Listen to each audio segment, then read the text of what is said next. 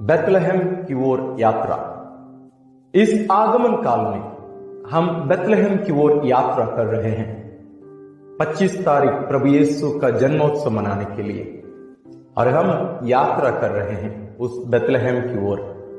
तो आज के पहले जो दिन हो गए हैं, मुझे विश्वास है कि आप हर दिन जो व्यक्ति हमारे साथ इस यात्रा में शामिल हुए हैं, आप उनका साथ पूर्ण रूप से निभाए हैं और लाभ उठाए हैं। प्रभु यीशु ईश्वर का पुत्र बेथलेहम में जन्मे।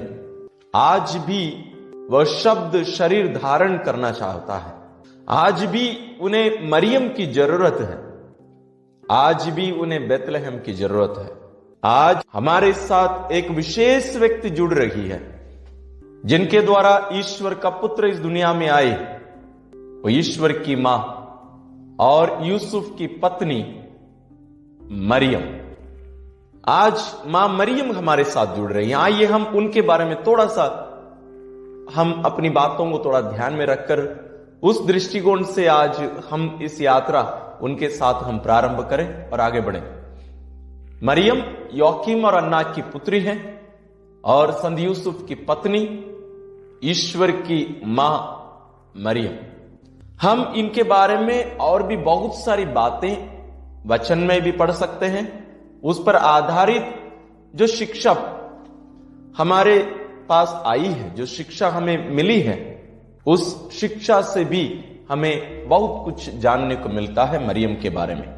जो परंपरागत शिक्षा है, उस पर आधारित, वचन पर आधारित जो शिक्षा हम आज पढ़े हैं, पढ़ते हैं, सुनते हैं, उसको हमें और गहरे रूप से मनन करने के लिए आज का यह दिन हमें आमंत्रित करता है। हम मरियम का गुणगान अलग अलग जगहों पर, अलग अलग स्थानों पर हम देख सकते हैं। और आपको ज्यादा आप इसके बारे में जानना चाहते हैं तो आज के इस ऑडियो और वीडियो दोनों में इसका लिंक यानी पॉडकास्ट का लिंक दिया गया है। आप अक्टूबर महीने के पॉडकास्ट में जाके सुन लीजिए। मरियम के बारे में विशेष बातें वहां बताई गई हैं, वो आप सुन सकते हैं। आइए हम यहां और वापस आए। स्वर्ग में यदि हम जाएं, स्वर्ग में श्रेणी होती है। ईश्वर, स्वर्गदूत, संतगण और अन्य लोग, ऐसी श्रेणी है। इस श्रेणी में परम पवित्र तृत्व के बाद में स्वर्गदूत का स्थान नहीं है, मां मरियम का स्थान है। मरियम ईश्वर की मां का स्थान है, क्योंकि वो जरूर हमारे जैसे एक सामान्य स्त्री थी, लेकिन वो ईश्वर की मां बनने चुनी गई और वो निष्कलंक रही। निष्कलंक ईश्वर उन्हें बनाए और वह ईश्वर की कृपा से निष्पाप रही। दोनों अलग अलग बातें हैं। निष्कलंक ईश्वर उसे बनाए, जैसे आदम और हेवा को ईश्वर निष्कलंक बनाए थे, लेकिन उन लोग निष्पाप नहीं रह पाए। मरियम को भी उसी स्थिति में बनाए, निष्कलंक बनाए, और मरियम ईश्वर की कृपा को अपनाते हुए, ईश्वर पर विश्वास और भरोसा करते हुए वो निष्पाप बनी रही। तो निष्कलंक और निष्पाप मरियम, क्योंकि उनके द्वारा ईश्वर अपने पुत्र को इस दुनिया में भेजने वाले थे। शब्द ने शरीर धारण कर हमारे बीच में निवास किया। योहन अध्याय 1 पद संख्या 14 में हम पढ़ते हैं, वह स्त्री जिनसे प्रभु यीशु अपना शरीर लिए, वह दूसरी हेवा है। पहली हेवा जो स्त्री है, जिसके बारे में हम वचन में हम पढ़ते हैं, लेकिन ये दूसरी हेवा मरियम, इनके बारे में भी हम वचन में पढ़ते हैं। उत्पत्ति ग्रंथ अध्याय 3 में जब मानव जाति पाप करता है, यानी आदम और हेवा पाप करते हैं, उस स्त्री के बारे में ईश्वर वहां कहते हैं, स्त्री के बीच में और तुम्हारे बीच में जो शत्रुता उत्पन्न होने की जो बात होती है। और नबी इसायाह के ग्रंथ में भी हम पढ़ते हैं, और प्रकाशना ग्रंथ में भी हम पढ़ते हैं स्त्री के बारे में। और एक विशेष जगह है जहां हम स्त्री के बारे में पढ़ते हैं, एक नहीं दो जगह। संत योहन रचित सुसमाचार अध्याय 2 में भी, और योहन रचित सुसमाचार में ही अध्याय 19 पद संख्या 25 और 27 में, यहां प्रभु यीशु अपनी प्रिय मां को देखकर कहते हैं, ये तुम्हारा पुत्र है, और अपने शिष्य से कहते हैं, ये तुम्हारी माता है।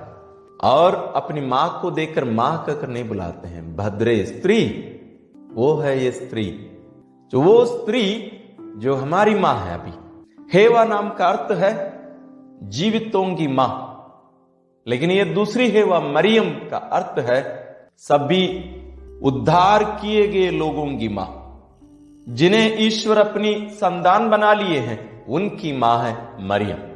और आज विशेष रूप से जब हम बेतलहम की ओर यात्रा कर रहे हैं, प्रभु यीशु के जन्मोत्सव की तैयारी करते हुए आखिरी दिनों तक हम पहुंच गए हैं। आज के समय में मरियम हमें ये सिखाती है। सबसे महत्वपूर्ण एक बात हमें मरियम से सीखने की जरूरत है, वो है ईश्वर के वचन को दिमाग में उसको जमा करके रखना और उसको निकालकर दिल में ले जाकर उस पर मनन करना। संत लूकस रचित सुसमाचार अध्याय 2 पद संज्ञा 19 में हम पढ़ते हैं, मरिया इन सभी बातों को अपने दिल में संजोए रखी और उस पर मनन किया करती थी। वो मनन करती थी। इन वचनों पर मनन करना, हम जो हैं वो हमारे विचार का, हमारी सोच का फल है। इसलिए कहा जाता है सोच बदलो दुनिया बदलो। हमारे जीवन की बहुत कुछ हमारी सोच पर निर्भर रहता है। हम जो बोते हैं वही लुनते हैं, वही हमें मिलता है। खेत में हम जो बोते हैं हमें वही बीज का फल मिलता है। उसी प्रकार हम हमारे दिमाग में जो सोच हम बोते हैं वही फल उत्पन्न करके हमारे हाथ में मिलता है। यही सत्य मरियम के जीवन में भी हम देखते हैं। वो वचन के द्वारा या वचन को अपने दिल दिमाग में वो जगह देती थी और वह वचन उनके शरीर में शरीर धारण कर पाया। यह केवल प्रभु यीशु के जन्म के बारे में नहीं, यानी मरियम यीशु को जन्म दी, एक दूसरे व्यक्ति को वो जन्म दी। यीशु मरियम का शरीर है, लेकिन आज यीशु इस दुनिया में जन्म लेना है, कहने का मतलब आज पुनः यीशु इस दुनिया में उपस्थित होना है, वो हम हर एक के द्वारा ही हो सकता है। वो कैसे? जब हम ईश्वर के वचन को हमारे शरीर में जगह देंगे, हमारे दिल में संजोए रखेंगे, उस पर मनन करेंगे, तब हम दूसरे यीशु के रूप में हम रूपांतरित होते जाएंगे, हम परिवर्तित किए जाएंगे। जैसे मरियम ना केवल यीशु को जन्म दी, वास्तव में मरियम एक यीशु बनी। यानी ईश्वर की संतान बनने का जो प्रक्रिया है, प्रोसेस है, उसमें हमें भी सहभागी होने की जरूरत है। इसलिए मरियम की विशेषता यह केवल नहीं कि वो यीशु को जन्म दी, उससे बढ़कर जैसे प्रभु यीशु कहते हैं, ना केवल शब्द सुनना, ईश्वर के वचन को सुनना, बल्कि उसका पालन करना। लूकस अध्याय 11 पद संज्ञा 27-28 में हम इसके बारे में पढ़ते हैं, धन्य हैं वे जो ईश्वर का वचन सुनते और उसका पालन करते हैं। मरियम की विशेषता यह है, वो ईश्वर के वचन को सुनी, उसका पालन की, उसको शरीर दी और वे स्वयं ना केवल करती थी बल्कि स्वयं बन गई। करना और होना दोनों अलग बातें हैं, दोनों अलग बातें हैं। तो मरियम ना केवल सुनती थी, करती थी, बल्कि स्वयं बनी। जब ईश्वर कहते हैं प्यार करो, तो ये मरियम सुनती थी, वो करती थी, बल्कि स्वयं प्यार बन गई। तो बारंबार उसको करते करते करते करते वो स्वयं बन गई। जैसे एक चोर चोरी करता है और जितना ज्यादा वो हो जाता है, उसकी आदत इतनी ज्यादा खराब हो जाती है कि वो अभी अनजाने में ही, नहीं चाहते हुए भी वो करते जाता है। ये बात है, माने सचेत मन में नहीं होकर वो उसका स्वाभाविक रूप से वो उसको करते जाना। आज माता कलीसिया और स्वयं ईश्वर हमें आमंत्रित करते हैं मरियम के समान बनने के लिए। आज हम क्यों ऐसे विचार कर रहे हैं?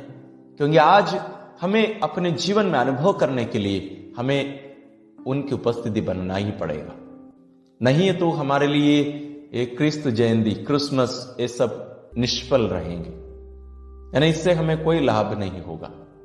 हम समय का बर्बाद करेंगे, हम केवल कुछ प्रार्थनाएं करेंगे, नया कपड़ा खरीदेंगे, बल्कि स्वयं यीशु हमारे जीवन में नहीं आएंगे। यदि यीशु आज क्रिसमस के समय उपस्थित होना है तो हमें एक यीशु बनना पड़ेगा। हमें अपने शरीर में, अपने जीवन में शब्द को स्थान, जगह देना पड़ेगा और वह शब्द हमारे जीवन में, हमारे शरीर में शरीर धारण करेगा, यानी हमें अपने अनुरूप परिवर्तित करते जाएगा। इसके लिए इसके साथ और एक बात हमें मरियम से सीखने की जरूरत है, वह है उनका मनोभाव। मरियम ईश्वर को अपने हृदय में धारण करके अपने आप को एक दासी के रूप में अर्पित कर दी। और उनके महिमा गान में यदि हम देखेंगे, ध्यान से उसको पढ़ते हैं, तो उससे हमें पता चलता है कि मरियम ईश्वर पर पूर्ण रूप से आस्था रखकर, निर्भर रहकर आराधना में जीवन बिताती थी। उनके लिए प्रार्थना के लिए विशेष समय केवल नहीं था, वो अन्य समय में भी वो प्रार्थना करती थी। प्रार्थना का मतलब ये नहीं कि आंख बंद करके कुछ मांगना, बल्कि प्रार्थना का मतलब ईश्वर के साथ संबंध में रहना, उनके साथ जुड़े रहना। मरियम वो पूर्ण रूप से किया करती थी। जैसे एक चुंबक के साथ जुड़ा हुआ एक लोहा धीरे धीरे चुंबकीय बनकर एक दूसरा एक चुंबक के रूप में वो परिवर्तित हो जाता है।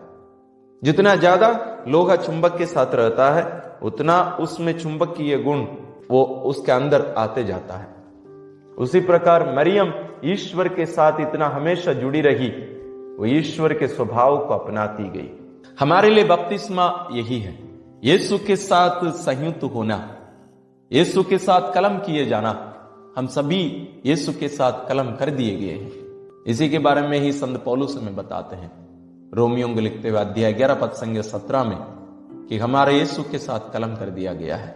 हम एक दूसरा यीशु बनने के लिए बुलाए गए हैं। यीशु से संयुक्त रहकर उनके जीवन को अपनाते हुए उनका जीवन या उनकी उपस्थिति हमें आज बनने के लिए ईश्वर हमें आमंत्रित करते हैं। जब हम प्रभु यीशु के जन्मोत्सव की तैयारी कर रहे हैं, जब हम अभी बहुत नजदीक पहुंच गए हैं इस यात्रा में, ईश्वर आज हमें मरियम के रूप में बनने के लिए, मरियम के स्वभाव को अपनाने के लिए आज आमंत्रित कर रहे हैं। आइए हम ईश्वर से कृपा मांगे। परम पावन दयालु पिता, हम आपके पुत्र के लिए धन्यवाद देते हैं जिनको आप हमारे मुक्तिदाता के रूप में इस दुनिया में भेजे हैं। उनकी मां को आज हमारे इस यात्रा के सहभागी पाकर, सहयोगी पाकर हम आनंदित हैं। हम आपको धन्यवाद देते हैं। हमें भी उनका स्वभाव दीजिए, हम भी हमारे जीवन में वचन को जगह दे सके और वो वचन हमारे शरीर में शरीर धारण करने पाए, हमारे शरीर में वो अपने आप को उपस्थित करा पाए। हम अपने आप को पूर्ण रूप से आपके हाथों में देने की कृपा हमें प्रदान कर, ताकि इस वर्ष का हमारा क्रिस्त जयंती पर्व एक विशेष समय हो जहां हम स्वयं यीशु का दर्शन करने पाए, हम स्वयं एक दूसरे यीशु की उपस्थिति बनकर इस दुनिया में हम आनंद का, आपकी महिमा का कारण बन सके। हम ये प्रार्थना करते हैं अपने प्रभु क्रिस्त के द्वारा, आमीन। तो आज के हमारे इस 25वें दिन की यात्रा में विशेष व्यक्ति मरियम हमारे साथ हैं। आप उनका साथ निभाइए, उन्हें अपने साथ रखिए, साथ ले चलिए, उनसे सीखिए और उनके बनिए, क्योंकि ये हमारी भी माँ है। यीशु की माँ, ईश्वर की माँ हमारी माँ है। ये जरूर हमें यीशु के पास ले चलेगी। आपकी यात्रा की शुभकामनाएं देते हैं और उसकी सफलता के लिए प्रार्थना करते हैं। ईश्वर आपको आशीष प्रदान करे।